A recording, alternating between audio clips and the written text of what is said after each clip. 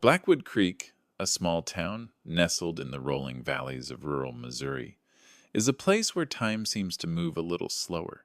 Here, old values endure, and stories passed down through generations hold real weight. Among those stories, none are told more often than the one about Parker's Fine Meats, an artisan sausage shop that has become the soul of the town. The red and white storefront, its hand-painted sign faded with age, is a familiar landmark to everyone. The constant aroma of smoked meat and spices, wafting from its chimneys, wins its way through the narrow streets, bringing a sense of comfort to every resident. The owner and beating heart of this establishment is Mildred Parker, a woman in her early 60s. With her stark white hair pulled back in a tight bun and gray eyes that could make anyone uneasy, Mildred is more than just a business owner. She is a living legacy. She inherited the shop from her father and believes the work is a calling, a sacred responsibility. She is renowned for her strict, reserved demeanor, yet her hands produce what are widely considered the best sausages and smoked meats in the state. Her recipes, especially the one for her signature spicy Italian sausage, are a fiercely guarded secret. Mildred doesn't just run the shop, she presides over it. She is the emblem of quality, a trusted supplier for restaurants and large grocery stores both in and out of the state. Working alongside Mildred, managing the shop, is her only son, Jack Parker. In his late 30s, Jack is a gentle, quiet man with a kind face and a warm smile. He has a mild-mannered personality that has endeared him to everyone in town. Jack is utterly devoted to his mother and deeply in love with his wife, Sarah. Sarah is a beautiful, modern young woman who brought a fresh perspective to Blackwood Creek when she married Jack a few years ago. She doesn't work at the family shop, but runs her own successful online business, selling handmade crafts and home decor. Their life, in the eyes of the townspeople, is a picture of success and happiness, a perfect blend of tradition and modernity. However, behind that perfect facade, tensions simmered. Jack had spent his whole life in his mother's shadow, constantly torn between his loyalty to her and his desire for his own life. Sarah, an ambitious woman, felt suffocated by the small-town atmosphere and dreamed of moving to a bigger city where she could grow her business. She wanted Jack to leave the family shop and find a different job, one that would give them more freedom. Mildred, with her sharp gray eyes, saw all of this. To her, Sarah's ideas were a threat, an insult to the legacy she had spent her entire life building. Although never openly spoken, a silent war for control of Jack's life was constantly being waged between the two women. These tensions reached a boiling point just before Thanksgiving weekend. It was the busiest time of the year for Parker's Fine Meats, with a sudden surge in orders. The employees worked tirelessly to prepare thousands of pounds of sausages and smoked meats for holiday feasts. It was at this time that Mildred announced that Sarah had to fly to Chicago unexpectedly. Her mother fell ill and needs someone to take care of her for a while, she said with a calm, matter-of-fact tone, as if it were a perfectly normal occurrence. Everyone believed her and sent their well wishes, assuming Jack must be missing his wife terribly. In the rush of work, a new batch of sausage was produced for the holiday rush, and a strange thing happened. This batch was inexplicably perfect. Immediately after the shipment went out, the shop's phone began to ring nonstop. Large retailers and longtime customers called with a mix of surprise and praise.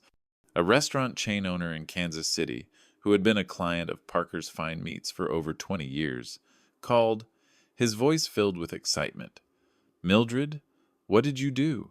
This batch of sausage is just incredible. The meat has a rich, sweet flavor and a firmer, chewier texture than ever before. All my customers are asking about it. They said they've never tasted anything so good." Another specialty store owner in Street Louis texted, "Mildred, this batch is a masterpiece. I sold out in 2 days. People were fighting over it. They said the flavor is something special, something captivating. Please save the next batch for me. I'm doubling my order." Facing the praise, Mildred responded with humility over the phone. I guess I was just lucky to get a good batch of pork this time, and I made a small tweak to the recipe. That's all. I'm just happy that you're selling the products well. She maintained a calm demeanor, but in her stern eyes there was an unreadable glint of satisfaction. Among the employees at the shop was Quinn, a young delivery driver. Quinn wasn't a full-time employee, but his job was exclusively to pick up and deliver shipments from Parker's Fine Meats across the state. He had been doing this for over 2 years and had a fairly close relationship with the Parker family. He often talked with Jack and, occasionally, with Sarah when she was at the shop. He also noticed the change in the new batch of sausage. But what caught his attention more than anything else was the change in Jack. Ever since his wife was said to have gone home, Jack had become unusually silent. He looked noticeably thinner. His eyes were always sunken and puffy as if from sleepless nights or crying. He spoke little, just toiled away in silence. Whenever anyone asked about his wife, he would give a quick, vague answer about her being in Chicago, and then immediately change the subject. Jack's heartbroken expression made Quinn believe he was simply missing his wife terribly. He had no other suspicions. He just felt sympathy for the kind and lovesick man. In the days that followed, Quinn continued his delivery job, but Jack's sad and gaunt appearance haunted his thoughts. He began to pay closer attention to what was happening at the shop, and realized there were many unusual things. Jack, the grieving husband, was still lost in his sorrow. He worked like a joyless machine. Sometimes Quinn would catch Jack standing alone in the back of the lot, staring into the distance, only to quickly wipe away tears when he noticed someone approaching. His pain didn't seem like the normal grief of missing a wife. It was the torment of a man burdened by a terrible secret. Meanwhile, Mildred, the mother, had a completely opposite demeanor. She still held her usual stern facade, but seemed more energetic and decisive in her work. She appeared to have completely taken over her son's management duties. And whenever anyone brought up her daughter-in-law, Sarah, she would still say that she was in Chicago. But a cold glint of unreadable satisfaction would flash in her eyes, something Quinn couldn't explain. Another strange thing was the shop's main production area, the meat processing room, and the largest cold storage. A place Quinn could previously enter to help with loading was now locked with a new padlock. Mildred said it was to protect the family's secret recipes, and from now on, only she and Jack were allowed in that area. The explanation seemed plausible, but it created an odd sense of separation in a place that had always been so open. One late afternoon, Quinn arrived at the shop to pick up a rush delivery to Chicago. After loading the cargo, he needed to use the restroom. The restroom was located in the back of the shop, requiring him to pass the processing room. As he walked by, he was hit by the pungent smell of a strong cleaning chemical, a sharp scent of bleach. It completely overpowered the typical aroma of smoked meat and spices that defined the shop. He glanced through the small window of the processing room and saw a peculiar sight. Mildred was in there alone. She was using a high-pressure hose to meticulously scrub the large stainless steel meat grinder. She sprayed it over and over from the inside out, cleaning every small crevice and the floor around it. She was scrubbing it as if trying to erase an invisible stain with an obsessive thoroughness that sent a shiver down Quinn's spine. In the quiet days following Thanksgiving, the unsettling aroma of success at Parker's Fine Meats was tainted by something far more sinister. Quinn, the young delivery driver, found himself unable to shake the image of Mildred Parker's obsessive scrubbing. It was a chore she performed with a chilling focus, her back to the world, erasing an invisible sin from the stainless steel grinder. The pungent, sterile smell of bleach lingered in the air for hours, a stark contrast to the comforting spices that were the shop's trademark. Quinn's unease grew with each visit. He began to notice other details, small cracks in the family's perfect facade. The padlock on the processing room door, once a minor curiosity, now seemed like a heavy, bolted secret. He watched Jack, the quiet, gentle man he knew, become a shadow of his former self.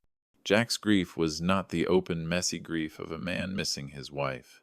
It was the silent, agonizing torment of a man trapped in a waking nightmare. Quinn would see him staring blankly at the walls, his hands trembling, before being snapped back to reality by a sharp word from his mother. Mildred, meanwhile, seemed to be thriving. Her eyes, once stern, now held a cold, unwavering satisfaction. She ran the business with a brutal efficiency, her authority absolute. She was a woman who had a secret and was enjoying the power it gave her. The full truth began to emerge on a cold December afternoon. Quinn was loading a shipment of sausages, a particularly large order destined for a catering company in Street Lewis. He slid a heavy box across the concrete floor, but his foot caught on a stray piece of twine. The box tumbled to the ground, its contents spilling out. As Quinn knelt to gather the packages, his gaze fell on a single, perfectly formed sausage that had burst open on impact. Lying inside the pink, spiced meat was a small, white shard. It wasn't bone, at least, not the kind of bone you'd find in pork.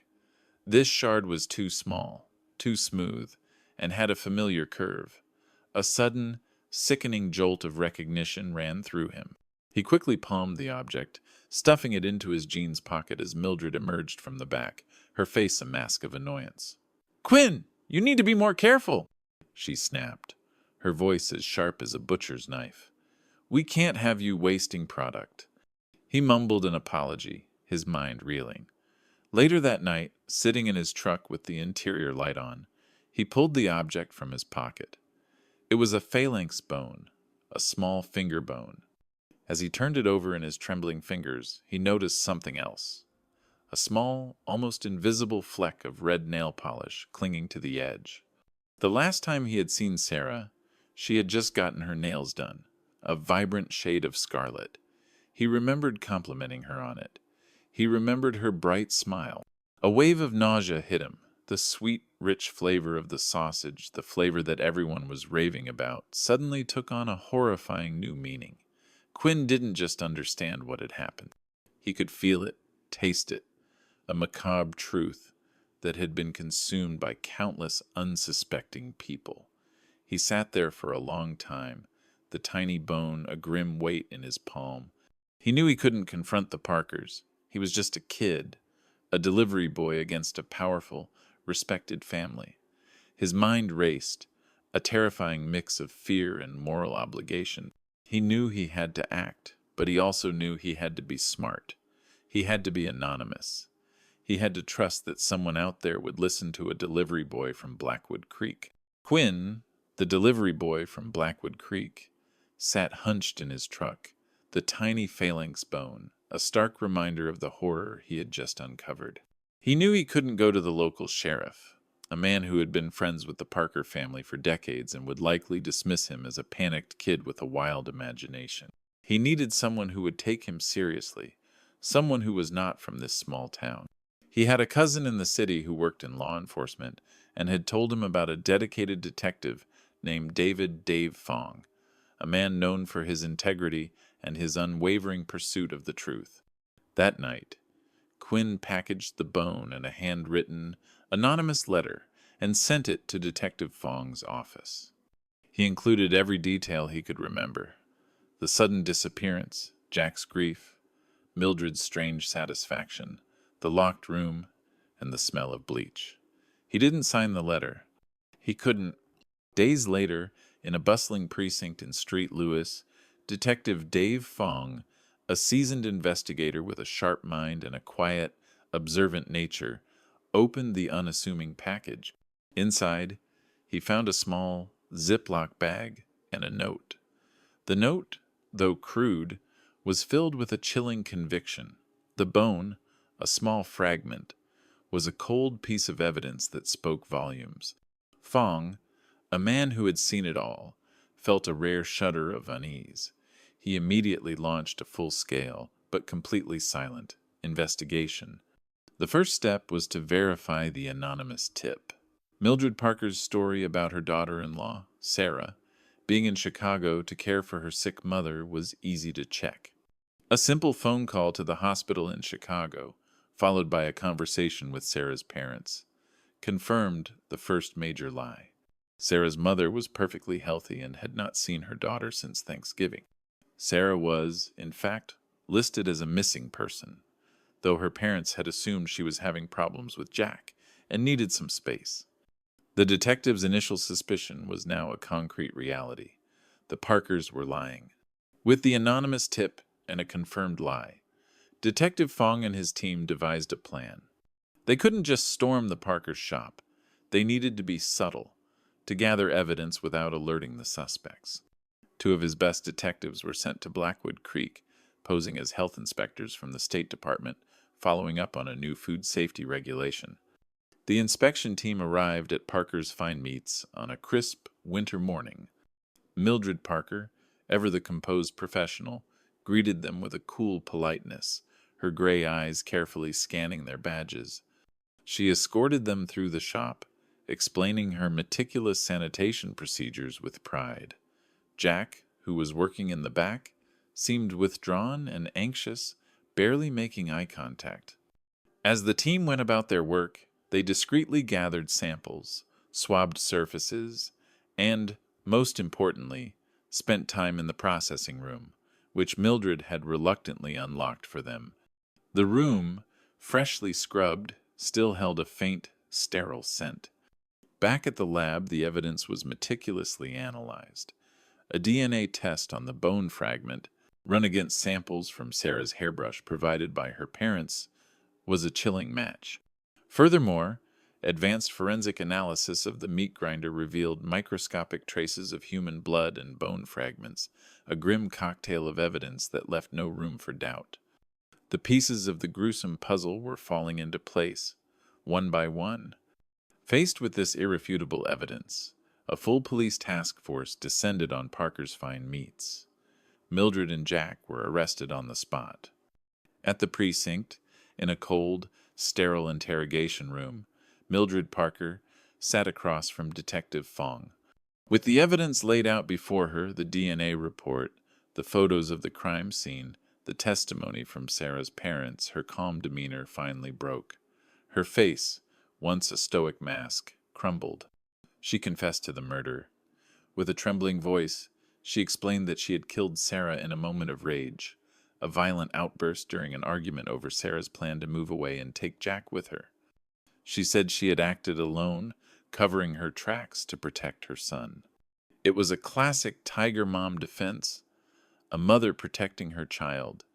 But Detective Fong, a man who trusted evidence more than words, knew there was a piece missing. Detective Dave Fong, a man who had built his career on not trusting confessions, listened to Mildred's tale of a mother's rage and a son's innocence. It was a perfectly crafted story, a textbook defense, a desperate mother protecting her child. But Fong's gut told him something was off. The crime itself was too brutal, too methodical for a moment of rage. The dismemberment, the grinding of a body, the blending of it into food, this was a planned, cold-blooded act. It was not a crime of passion, but a crime of chilling calculation. And Mildred, an elderly woman, couldn't have carried out such an act alone. Her confession, he realized, was not the end of the case, but the beginning of the real one. He was convinced she was protecting someone, but it wasn't for love. It was for control. Fong ordered a full financial investigation into the Parker family, a trail he knew would be harder to hide than a body. The investigation, which delved into years of bank records and investments, quickly hit on a shocking revelation. Jack Parker, the quiet, mild-mannered son, was not the hard-working man he appeared to be. He was deep in debt, having secretly lost nearly $1 million in a series of failed online cryptocurrency investments. The trail of bad debts led to an even more chilling discovery. Just a month before Sarah's disappearance, Jack had taken out a substantial life insurance policy on his wife for $1 million, naming himself as the sole beneficiary. Confronted with this new evidence, Fong turned his attention to Jack. He was brought into a separate interrogation room, his gentle demeanor now replaced by a mask of terror. Fong, a man who understood human nature, didn't need to yell or threaten. He simply laid the printed-out insurance policy on the table between them. Jack's eyes, once kind, darted back and forth between the policy and Fong's unwavering gaze. The weight of the world seemed to fall on his shoulders, and the dam finally broke. Jack confessed, his words a trembling torrent of truth. It wasn't a crime of passion, it was a planned murder for financial gain. He and his mother, Mildred, had conspired together to kill Sarah for the insurance money. He admitted to being the one who had struck the final fatal blow, and Mildred, with her knowledge of the shop and her cold, calculating mind, had devised the gruesome plan to dispose of the body by grinding it and mixing it into their signature sausages. The truth was far more monstrous than a simple crime of passion. It was a family business of murder. But the real shock came when Jack, in his state of emotional collapse, revealed the darkest secret of all.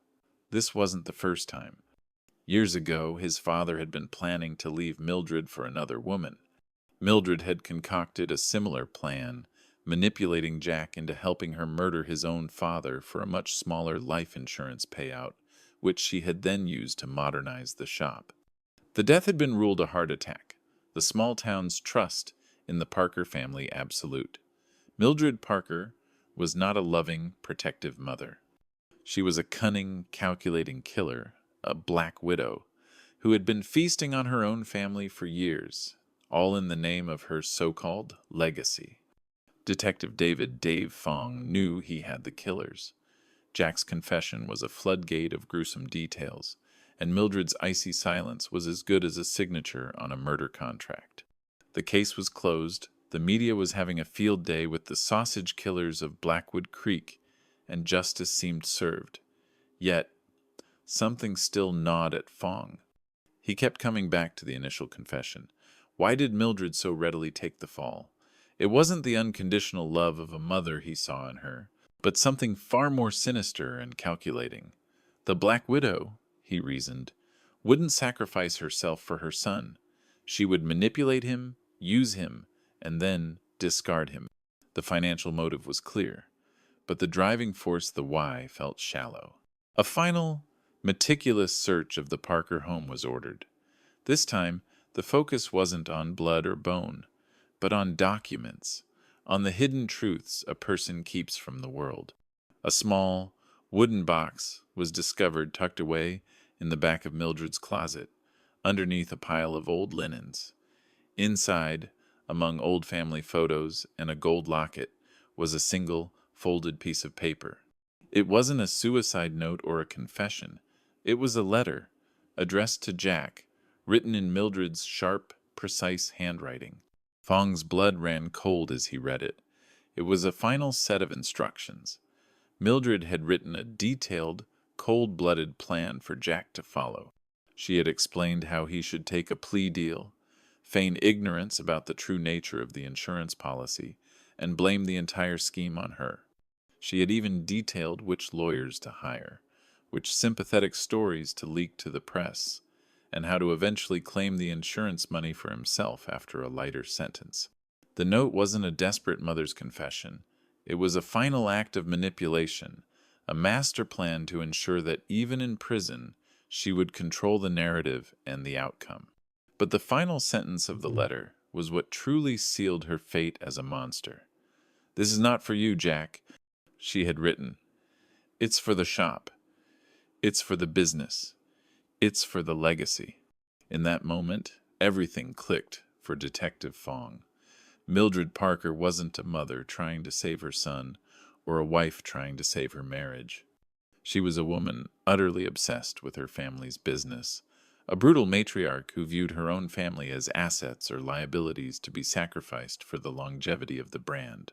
She had killed her husband not for love, but to modernize the shop. She had killed her daughter-in-law, not out of jealousy, but because Sarah was a threat to the business's continuity. And she was ready to send her own son to prison to ensure that the Parker name, the Parker's fine meats brand, would live on, stronger than ever. The secret ingredient in the sausage wasn't just a byproduct of a gruesome crime. It was a horrifying symbol of her absolute, unholy dedication to her legacy. The story ends not with a plea for mercy, but with the chilling realization that Mildred Parker was a truly soulless monster, a woman who had sacrificed her entire family for a brand.